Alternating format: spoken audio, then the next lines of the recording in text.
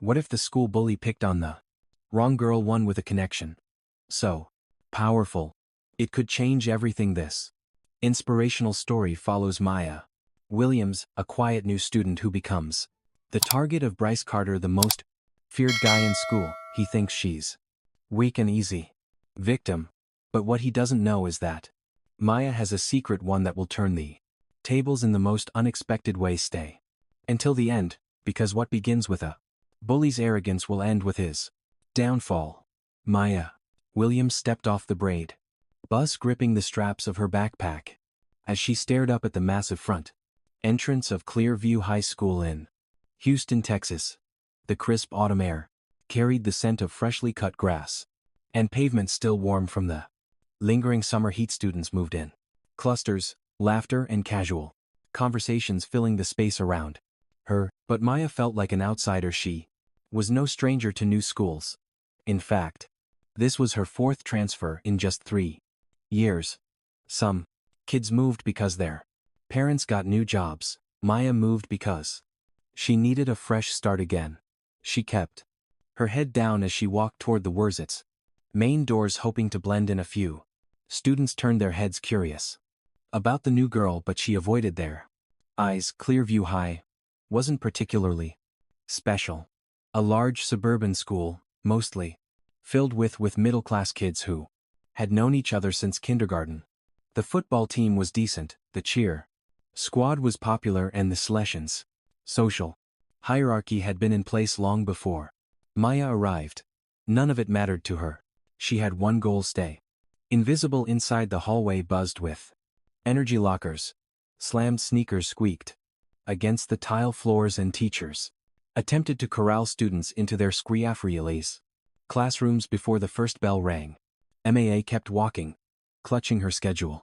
She was used to this routine: finding her locker, figuring out where she would sit at lunch, and most importantly, identifying the kids she needed to stay away from. That was when she saw Bryce Carter, tall, broad-shouldered, with an effortless confidence that only the most popular untouchable guys in high school carried. He was leaning against a row of lockers, surrounded by a group of boys wearing Letterman jackets, each laughing at something he had just said. Even from a distance, Maya could see that he had an aura of control, the kind that made people either follow him or fear him.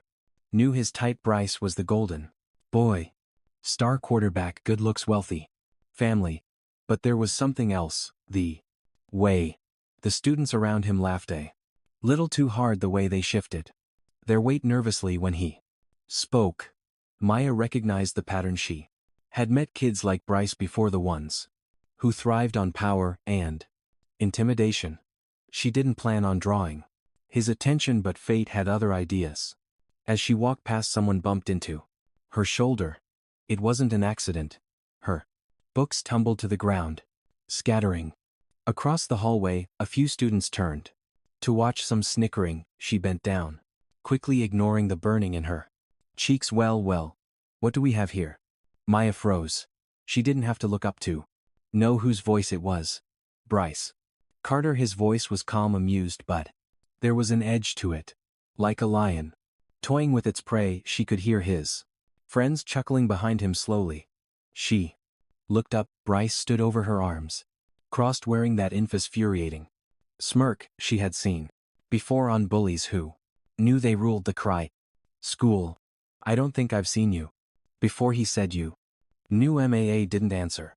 She just grabbed her books and stood up, brushing past him without a word. But Bryce wasn't done. Hey, where's your manners? He called out, his voice carrying through the hallway. I asked you a question. Maya kept walking. She had played this game before. The best way to deal with people like him was to not engage. But Bryce didn't like being ignored. That's when she felt it, a sharp tug on her backpack, pulling her back slightly, not enough to hurt her, but enough to let her know that Bryce wasn't letting this go. Maya stopped slowly. She turned around for a moment. The hallway felt silent. Even the students who weren't paying attention before had started to watch. She met Bryce's gaze, and for the First time something flickered in his eyes, curiosity, maybe even a little surprise. You shouldn't have done that, Maya said quietly. Bryce raised an inch her eyebrow. Then he laughed a slow mocking laugh. And why is that? He smirked. Maya didn't answer. She just held his gaze, unflinching.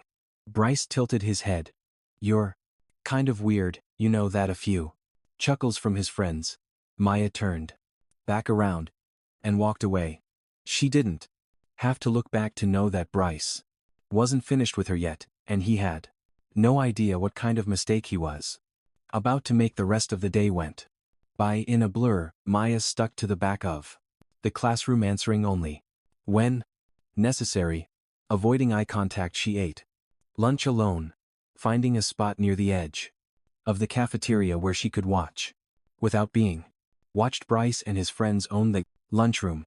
They took up the biggest table in the center, talking loudly, laughing as if they didn't have a care in the world. Every once in a while Maya would feel his eyes flicker toward her, but he didn't approach, not yet. By the end of the day Maya was relieved to finally escape the school.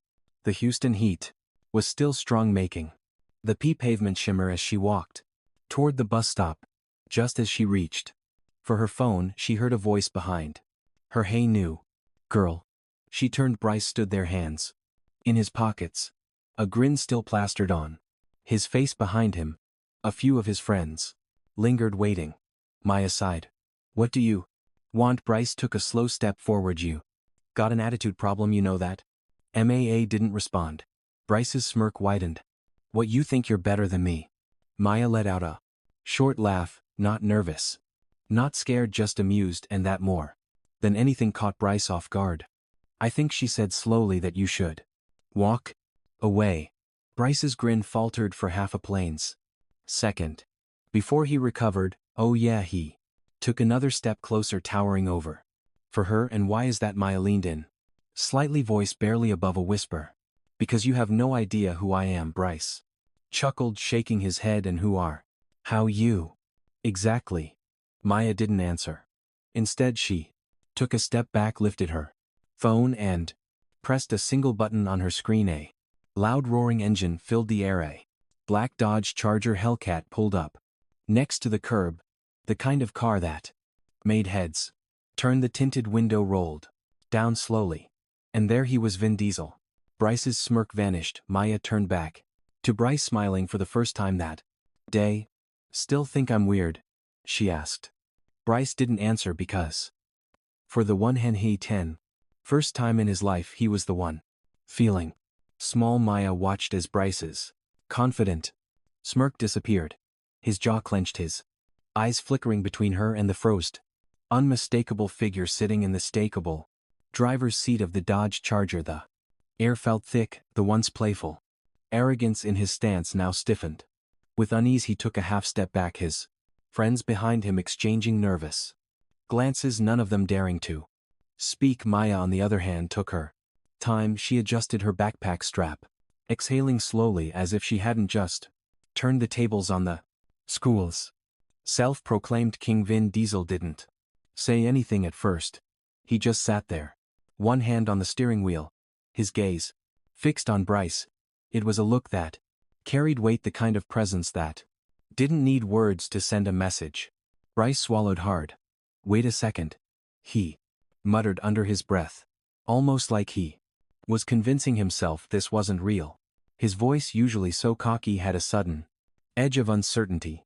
He looked at Maya again, this time really looking like he was trying to piece something together.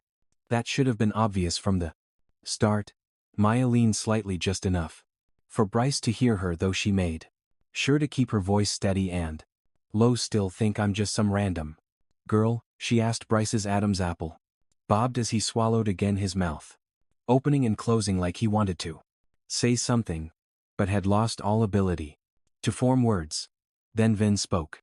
Get in, kid, he said, his voice calm but firm. It wasn't a question. Maya didn't hesitate. She walked past Bryce, past the stunned silence of the crowd that had begun to form, and pulled open the passenger door. The moment she slid inside, Vin shifted The car into gear, the Charger let out a .1A7 estate. Deep growl as it pulled away from the curb, leaving behind a high school hallway's worth of whispers. And widened eyes. For a moment neither of them spoke. The city of Houston blurred past the fireplace windows, the late afternoon sun casting long streaks of orange and gold across the dashboard. Maya let her fingers lightly against her knee, exhaling as she finally let go of the tension that had been building since she first stepped onto that campus. Vin kept his eyes on the road, his fingers tapping the Parsons steering wheel rhythmically. You okay? Maya gave a short nod. Then after a pause, she let out a small laugh that was kind of dramatic. Wasn't it? Vin smirked, his calm signature half smile creeping onto his face a little. She shook her head, letting her gaze drift out the window. I didn't mean for them to find out like that. Vin glanced at her. And what would have been a better way, letting some punk like that walk all over you? Maya sighed, resting her head back against the seat. I wasn't going to let him walk all over me. I was just waiting. Vin raised an eyebrow. For what? She shrugged. For the right moment. Vin was quiet for a moment before he let out a soft chuckle. You sound like me when I was your age. Maya turned to him, the corner of her lips twitching into a smirk. That's a scary thought. Vin let out a full laugh this time, shaking his head. Smartass. They drove in comfortable silence for a while, the tension from earlier melting away as the familiarity height of their banter settled in. But Maya knew that just because the moment had passed, I didn't mean the problem had disappeared. Bryce Carter wasn't the type to let things go. And even if he had been scared in that moment, fear had a funny way of turning into anger. When they pulled into the driveway of their home, a sleek, modern house tucked away in a quiet Houston suburb, Maya unbuckled her seatbelt but didn't move to get out right away. Vin noticed something else on your mind. Maya hesitated, then exhaled. Who? Not done with me? Vin studied her for a long moment. No, he said, finally, his voice steady. Button. Not done with him either. Maya met his gaze. You think I should fight back?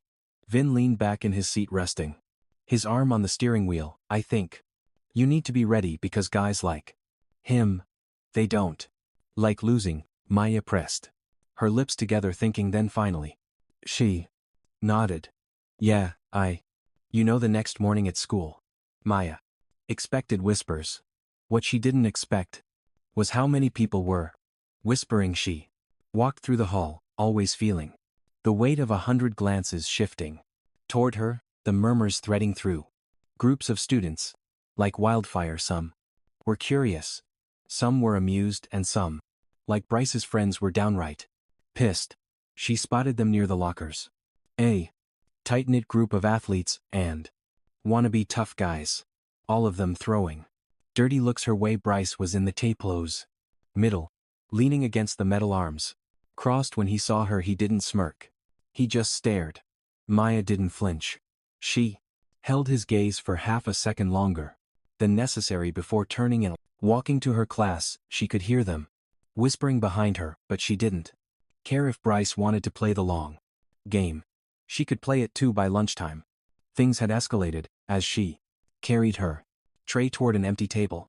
One of Bryce's goons, Ryan, a stocky linebacker with more muscles than brain cells, accidentally stuck his foot out. Maya felt herself stumble, but she caught herself before she could fall completely, her tray clattering slightly. A few students turned to watch, their eyes darting between her and the group of jocks who were now laughing like it was the funniest thing in the world. Maya straightened, fixing her tray. She didn't react, which seemed to irritate them more. What? Ryan grinned. No comeback, princess. Maya exhaled sharply, barely holding back her smirk. I just didn't realize cavemen still existed. The surrounding students let out a collective "oh," and Ryan's smile faltered. Bryce, who had been watching the whole thing, tilted his head slightly like he was trying to figure out his next move. Maya didn't wait for them to come up with one. She walked past them, sat down at her table, and started eating like Nothing had happened. But she knew better. Bryce wasn't going to let this go. By the time the last bell rang, she was already prepared for something to happen. So when she found her locker, completely trashed, her books dumped onto the floor, marker scribbled all over the metal, she wasn't surprised. She sighed. Leaning against the adjacent locker, a few students stood nearby, watching, none of them brave enough to step in, but all of them invested enough to see what she would do. Maya bent down, picking up to her books one by one, stacking them neatly. Her hands didn't shake, her expression didn't waver. She could feel Bryce watching from across the hallway, waiting. So she gave him nothing. She stood, shut her locker, and walked away. Without a word that, more than anything, seemed to unnerve him. That at night at home, Maya sat at the kitchen table, tapping her fingers against the wooden surface as Vin Diesel leaned against the counter, arms crossed, watching her closely. "They trashed my locker today," she said finally. Vin raised an eyebrow. "That's their best move." Maya smirked. "For now." Vin nodded slowly. "So what's yours?" Maya was quiet for a moment. Then finally, she smiled. "I'm going to let him dig his own grave." Vin grinned. "Now that's my girl." Maya leaned back in her chair, feeling the familiar thrill of control settling into her bones, because Bryce Carter thought he was the one running the game. But Maya was just getting started. Maya knew exactly what she was doing. She had seen guys like Bryce before, big talkers, full of themselves, always needing an audience to validate their cruelty. Thrived on the reactions they got, on the fear instilled, on the power they thought they held. But the truth was, guys like Bryce weren't as invincible as they wanted everyone to believe. They made mistakes. And Maya, she was patient. She would let him keep digging his own grave until there was no way out. The next morning she walked into Clearview High like nothing had happened. The whispers were still there, but they were different now. Yesterday, people had been whispering about the Plus girl who had Vin Diesel pick her up in a muscle car. Today, they were whispering about what Bryce had done to her locker. The school was split. Some thought it was hilarious. Others thought Bryce was just embarrassing himself, and Maya could feel it shifting the moment people started questioning the king's authority. His reign became weaker. Bryce was leaning against the fighters' lockers as usual, surrounded by his group of jocks. They were laughing about something, probably another one of their cruel jokes. But when Maya walked by, the conversation faltered. Bryce's eyes flicked toward her, waiting for a 0-0 reaction, some kind of acknowledgement that she was still bothered by what had happened yesterday. But she didn't give him one. She walked right past him, without even pausing. That alone made his expression tighten. By lunchtime she could feel the tension building. Bryce wasn't used to being ignored, thrived on control, and Maya wasn't playing by his rules. He needed to do something bigger, something public. So she wasn't surprised when she walked into the cafeteria and saw him sitting at his usual table, a smirk stretched across his face as he called out loudly, "Hey, Maya, you still crying about your little locker?" The cafeteria quieted slightly, students glancing between them. Maya didn't even flinch as she grabbed her tray and walked past him to her usual seat. But Bryce wasn't finished. "Guess you can't handle it, huh? Maybe your big bad daddy should come fight your battles for you." That got more attention. A few chuckles, a few uneasy glances. Maya finally looked at him. "It's funny," she said, her voice calm. "You keep bringing up my dad like you're not the one who almost pissed himself when he saw him." The cafeteria went dead silent. Bryce's face darkened. His friends shifted awkwardly, unsure if they should laugh or pretend they didn't hear it. Maya took a slow bite of her food, her eyes never leaving Bryce's. She wanted him to sit with that feeling, that embarrassment, that vulnerability, because guys like him didn't know how to handle being made into the joke. Bryce CL, his jaw forcing a laugh, though it was tight, strained. "You think you're tough, huh?" he said, walking around like you own the place just because you got some rich famous daddy to pick you up in a fancy car. His voice carried loud enough for everyone to hear what you think. You're better than us. Maya tilted her head slightly. No, she said simply. I just don't need to prove anything. And that was the difference. Bryce spent his entire life proving he was the toughest, the strongest, the most untouchable. Maya didn't need to prove anything because she knew who she was. And that more than anything made him furious. That's when she saw it. The moment Bryce made his decision, the way his muscles tensed, the way his hand curled into a fist before he quickly forced it to relax. He wasn't done. He was going to try something worse. And Maya was ready. After school, she kept her pace slow as she walked toward the parking lot. She knew Bryce would be waiting, and sure enough, there he was, leaning against his car, arms crossed, his expression unreadable. His friends weren't with him this time. This was just between them now. Maya stopped a few feet away, raising an stop eyebrow. Let me guess, another brilliant speech about how I don't belong here. Bryce exhaled sharply through his nose. Nah, he said, I just want to know one thing. Maya folded her arms. And what's that? Bryce studied her for a long moment, then said, why don't you fight back? His voice wasn't mocking this time. It wasn't cocky or cruel. It was something else. Genuine curiosity. Maya considered the question for a second, then shrugged. Because I don't to need to. Bryce scoffed, shaking his head. That's not how it works, Williams. People like me, we push. And people like you either push back or get run over. Maya took a step closer, lowering her voice. Or maybe people like me wait, we let people like you keep pushing, keep making mistakes, keep proving to everyone how weak you really are. And then when you're standing in the middle of the mess you made, we don't have to do anything. You've already destroyed yourself. Bryce stared at her, and for the first time, Maya saw something flicker in his expression, doubt, but he covered it quickly. You think you got me figured out? He said, forcing a smirk. You don't know a damn thing about me. Maya studied him. Maybe not, but you know you're scared. Bryce's entire body went rigid. I'm not scared of you. Maya smiled, but there was no warmth in it. Not of me, she said, of being irrelevant, of losing, of waking up one day and realizing that no one cares about you unless you're making someone else feel small. That's what really scares you, Bryce. He clenched his jaw, his nostrils flaring slightly. Maya could see the war happening inside his head. The need to lash out, to take control back, but there was nothing he could say, nothing he could do, because deep down he knew she was right. Maya shook her head. I don't need to fight you, Bryce. You're already fighting yourself. She turned and walked away, and for the first time since she'd met him, Bryce didn't have a comeback that night. Maya sat at the kitchen table, swirling the ice in her drink as Vin Diesel leaned the counter, watching her. Something happened today, she said.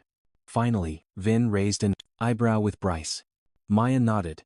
I think I got in his head. Vin smirked. Good. Maya exhaled. But that doesn't mean he's done. Vin studied her for a moment, then walked over and sat down across from her. Do you want to be done? Maya frowned. What do you mean? Vin leaned forward slightly. You could end this right now, call him out, embarrass him in front of the entire school. You got more power than you think, kid. Maya was quiet for a long moment. Then finally she shook her head.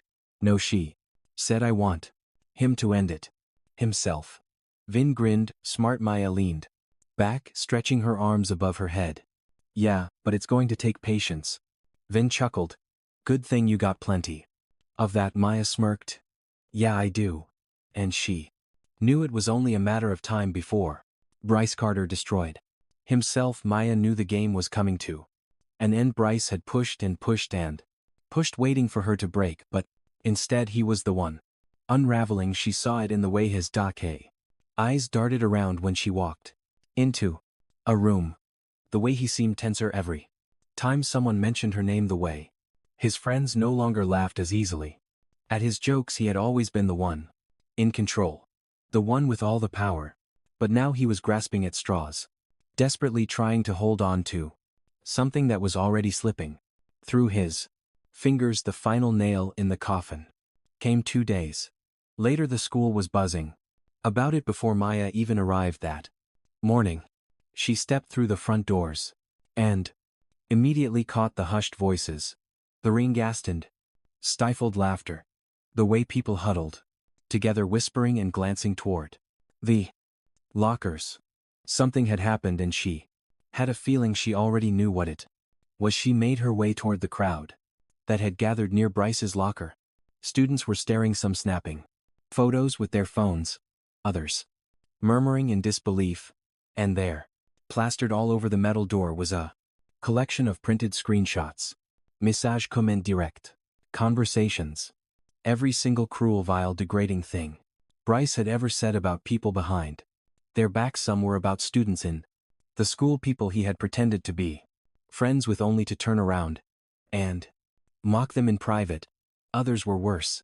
Comments about teachers, racist and sexist remarks, things that couldn't be laughed off as jokes. But the worst part, the timestamps on those messages showed they weren't from years ago, they were recent. Bryce shoved his way through the crowd, his face pale, his eyes widening as he saw what had been posted.